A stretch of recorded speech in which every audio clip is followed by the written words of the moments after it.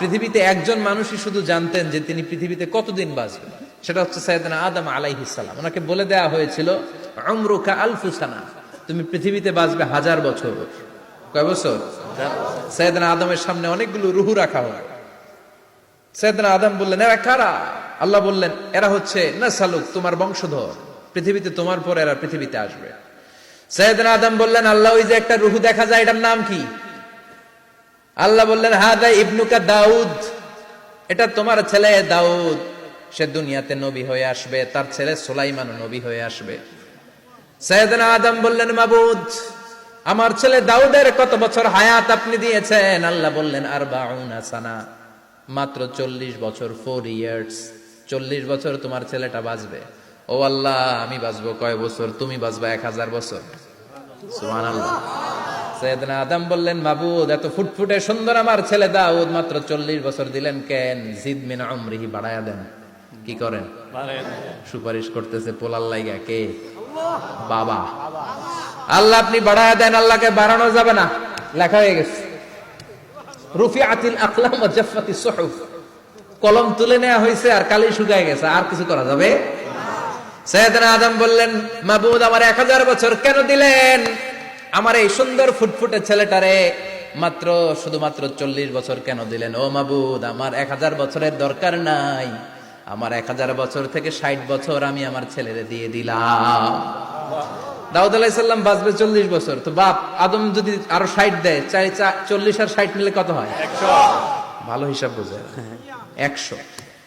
আর আদম আলাইহিস সালাম পেয়েছিলেন 1000 বছর, 60 কমে গেলে রইল কত? 940 বছর পৃথিবীতে থাকার পরে মালাকুল মাউত চলে এসেছে। কারণ এটা on time, the death will come on time, it never late, কখনো দেরি হয় না। আল্লাহ বললেন, লিকুল্লি উম্মাতিন আজালুন ফাইযা জাআ আজালুহুম লা ইস্তাখিরুনা সাআতান ওয়া লা ইস্তাকদিমুন। মৃত্যুর একটা নির্ধারিত সময় আমি বেঁধে দিয়েছি, অন টাইম, অন টাইমেই চলে আসে, 1 সেকেন্ড আগেও আসবে না, 1 সেকেন্ড পরেও আসবে না। 940 বছর বয়সে মালাকুল মাউত এসে হাজির, এসে বলল, জিইতু আন আকবাদা রূহাক, রূহ কবজ করতে আসছি। আদম আলাইহিস সালাম বললেন, রূহ কবজ করতে আসছো মানে? আমি বাঁচবো তো 1000 বছর। কয় বছর? মালাকুল মাউত বললেন, না না, ওই যে আগের কথা স্মরণ করেন, আপনি 60 বছর দিয়া দিয়েছিলেন। কয় না, আমি দেই নাই, আমি আরো বাঁচুম, আরো 60 বছর পাওনা আছি, আমি দেই নাই। মালাকুল মাউত বললেন, আপনি দিয়েছেন? আদম বলে, দেই নাই। মালাকুল মাউত বলে, আল্লাহ ঘটনা দেখেন, দিয়া কয় দেই নাই। আল্লাহ কয়, থাক, কথা কইস না, আয়া পড়। সুবহানাল্লাহ পড়। নাসিয়া আদম ফানাসিয়া বানু, ভুলে গেছেন উনি। আমরা ভুলে যাই, আমরা খেয়ে বলছি খাই নাই, নিছিলাম পকেটে, কয় নেই নাই। এরকম ডাকাইত আছে না নাই?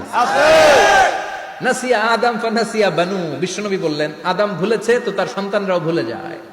জাহাদা আদম ফাজাহাদা যুররিয়াতু, আদম অস্বীকার করেছে, তার সন্তানরাও অস্বীকার করে। সেদিন থেকে আল কিতাবা ওয়া শুহুদ, মানে লিখে রাখার সিস্টেম আর সাক্ষীর সিস্টেম চালু হয়েছে।